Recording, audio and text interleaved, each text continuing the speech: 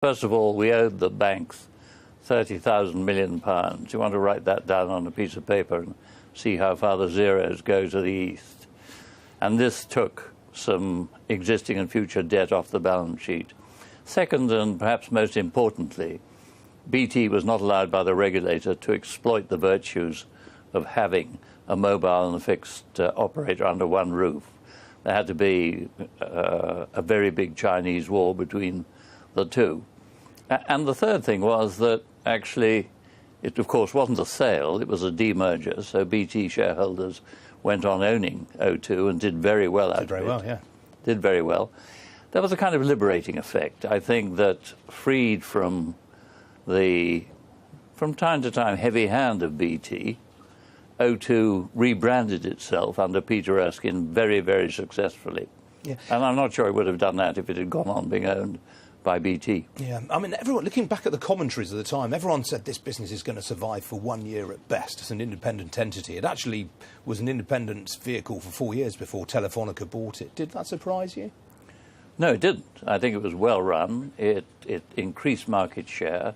The rebranding was brilliant. It had, real power. BT Cellnet was a kind of dreary name. O2 captured everybody's imagination, and it took market share. Mm. Now, what about if you were chairman of BT today and this deal crossed your table, this transaction, is this something you'd be wanting to do now? Absolutely, because the regulatory environment is different. They will be allowed, I believe, to bundle broadband, fixed line, mobile, and, of course, paid-for television, which BT has entered really quite forcefully.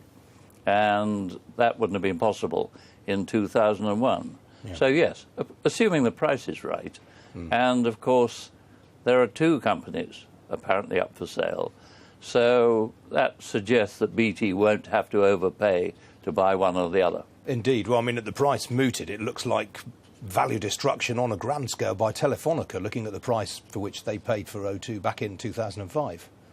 That's right. I'm happy to say I was a shareholder. So, assuming that one of these two transactions goes through, BT could end up with either Telefonica or France Telecom and Deutsche Telekom as major shareholders on its register. Is that something that anyone should be particularly worried about?